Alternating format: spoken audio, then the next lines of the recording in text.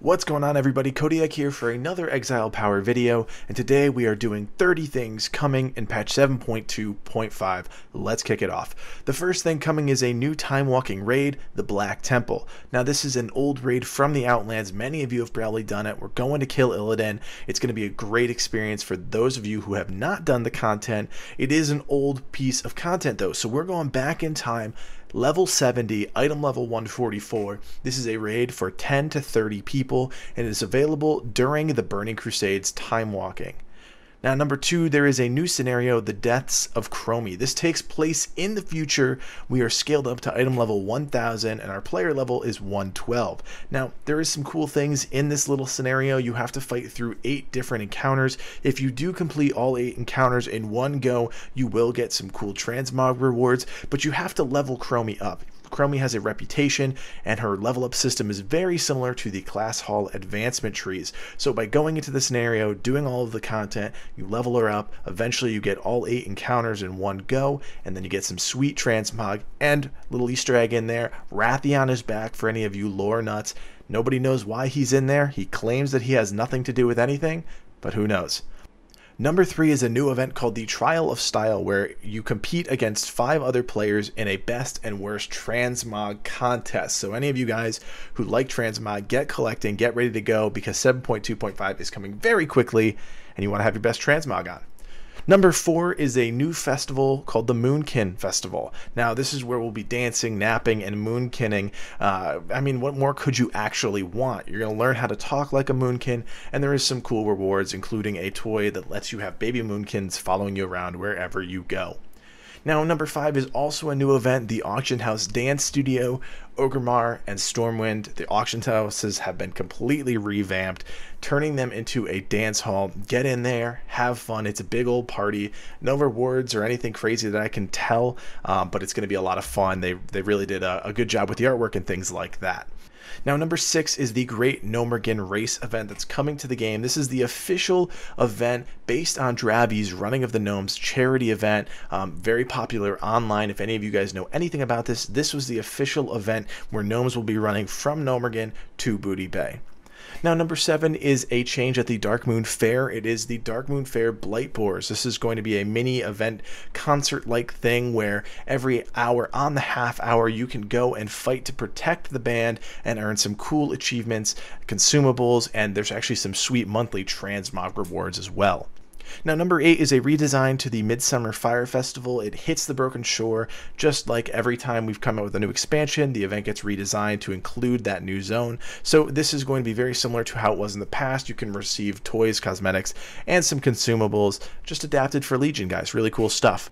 Alright guys, so number 9 is a new pet battle dungeon, the Dead Mines. It's a pirate-themed pet battle dungeon. We will be fighting 7 different encounters with familiar enemies, very similar to the enemies you saw in the Dead Mines when we were leveling up.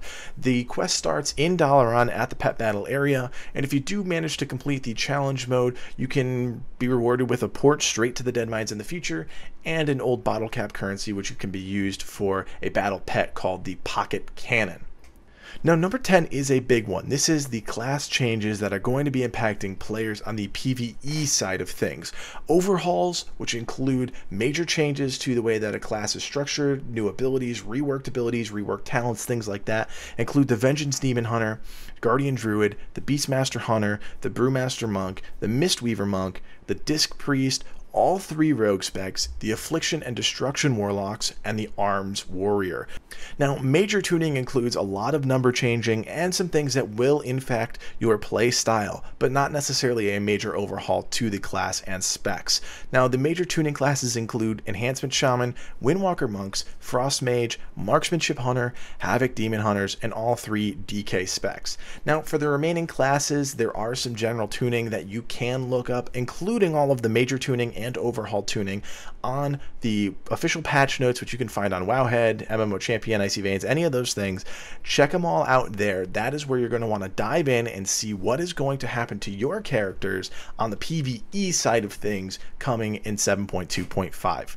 Now, number 11 is the exact same thing, but on the PvP side of things. Not as many changes, but still some overhauls, including the Resto Druid, the Beast Mastery and Marksmanship Hunters, the Shadow Priests, and Affliction Warlocks, all getting overhauls in some way, shape, or form. Major tuning classes include the Ret Paladin and Sub Rogues, and general tuning for some of the classes include Demon Hunters, Frost Mages, Elemental Shamans, with a general change to Ghost Wolf for all Shaman specs, and the Destro Warlock. All the other classes that I didn't mention in the PvP side of things are not being affected at this point. Now, number 12 is a small one, but an important one, is that heals have gotten smarter. Smart heals such as Wild Growth and Holy Word Sanctify now favor player targets over non-player targets. So this is regardless of health. This is a huge change. They've always been trying to push these smart heals further and further, and this is just another step in that progression. Number 13 is a change to Mythic Keystone dungeons. Enemies are going to be buffed from 8% to 10% per level. So enemies' health and damage is going to be increased every level of your Keystone. This means everything's going to be a little bit harder, and they've also added a death counter to the Mythic Keystone tracker. Number 14 is possibly my favorite one, a new raid, the Tomb of Sargeras, coming out on June 13th for a full schedule of raid releases and whatnot. Make sure to check out our other video linked in the description below. We'll be taking our fight to kill Jaden in a 9-boss encounter. It's going to be really exciting to get into a new raid, especially after the Nighthold was such a success and a great raid. Cannot wait to get in there. Now, number 15 is a change to raid achievements. For the longest time, as far as I can remember, by doing the raid achievements, you would get a mount. But in the Tomb of Sargeras, it looks like we're going to be getting a pet reward. Now, this is not definitive if we're not getting a mount, but for now, it looks like just a pet reward for doing some of the achievements in the Tomb of Sargeras. There are not that many of them, one for each boss, I believe. Don't quote me on that one, but a major change nonetheless. Now, number 16 is a change to the Group Finder tool. Mythic TOV and Nighthold can now be organized using the Looking for Group tool. So if you're into that sort of thing, want to keep organizing those raids, you can now do that in the included Raid Finder tool.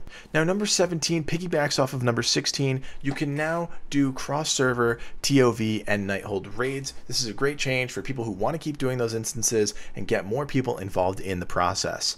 Now, number 18 is a change to the Heirloom system. Players can now increase their Heirlooms to include characters up to level 110. You can still purchase the upgrades and original tokens in the Undercity and Ironforge. Number 19 is another big one, guys. There are new legendaries coming to each class in the game. 2 new legendaries per class. One class legendary is going to be a ring, which grants a specific talent. Yes, you heard that right, a specific talent. If you want to see where all those changes are happening, check out the patch notes. The second legendary is going to be a brand new spec class specific legendary, bringing a whole new layer to the legendaries, another one that you have to go out and collect. You will get these the same way that we've gotten all the other legendaries, by grinding out content, doing world things. That's how we're going to get these new legendaries.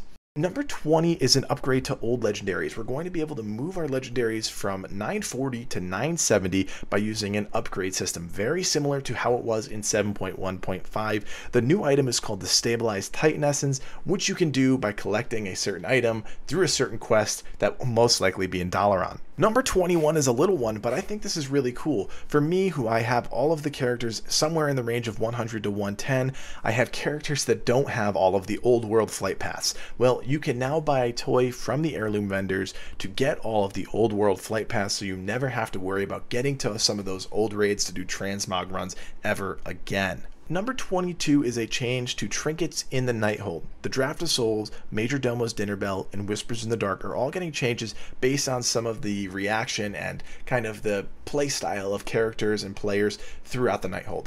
Draft of Souls really only affects DPS warriors. Major Domo's Dinner Bell, really not worth it for DPS anymore, so check out those changes. And Whispers in the Dark is nerfed to encourage players to move into the Tomb Gear and start looking at those really, really exciting trinkets. If you want to see the complete list of changes, check those out on the patch notes. Tier 19 is also getting a nerf bat. Most of the class tiers have been nerfed to discourage mixing and matching of tier 19 and 20. There have been some jokes about even going back to tier 18 HFC gear because the nerfs are so significant. This encourages players to move into the Tomb of Sargeras and start working on tier 20 as soon as possible. Undoubtedly, some players will still mix and match tiers. That's just the way that min-maxing works nowadays in the game. Now, number 24 is a change to Obliterum. In my opinion, it's still useless, but you can get Obliterum items up to level 885. Now, number 25 is a boost to professions. The rank 3 profession items, most of them have received an increase in drop and proc chances, so that's really cool. And then a Nami land, the cooking specialist that burned all our food, there's a new item from Nami called Nami Snacks, which you can be used to instantly research the next 5 Nami recipes, so a little bit faster pace in the cooking realm. Number 26 is a tweak to DKs and Warlocks, specifically their UIs. DK runes will now sort from left to right based on the cooldown status, and each spec will have a different rune color variant, so it's a little bit easier to tell what spec you're in, what runes you have, all that good stuff. Warlocks, your Soul Shard UI has been revamped. You've got a fresh new look there, so pretty cool. Number 27 is a small little gift to the healers. Dispellable debuffs will now be included in friendly nameplates, so if you're a very reliant healer on nameplates, you're now going to be able to see dispellable debuffs there. Little gift to you guys coming in 7.2.5. Number 28 doubles back on our legendaries. Some of them are getting a facelift. Death Knights, Demon Hunters, Druids, Hunters, Priests, Rogues, Warlocks, and Warriors are all getting some changes to old legendaries. If you want to see a complete list of the changes, check out the official patch notes. Number 29 is a change to the Legion Companion app. They fixed a ton of bugs, which should affect some of the mission durations and costs being represented inaccurately. This is going to make playing from work even more effective, so get on it. And finally, guys, number 30, a change to pickpocketing in 7.2.5. There's going to be a new quest chain, a new complete system of pickpocketing for the rogues. You're going to be able to pickpocket these coins of air and turn them into cold hard cash, some pets, some cosmetics. This is available to all rogues level 100 and up. Apparently, there is some craziness with getting a ton of gold by doing this pickpocket method, so check it out. There's already some videos about it out. Check them out. Pickpocketing changing in 7.2.5. Alright guys, that was 30 changes coming in patch 7.2.5. Remember to give us a thumbs up if you've liked the video, subscribe to the channel if you haven't done so already, check out our website, check out our team store, get one of these awesome jerseys. But for now guys, my name is Codiak, raid leader for Exiled Power, and we will see you in patch 7.2.5.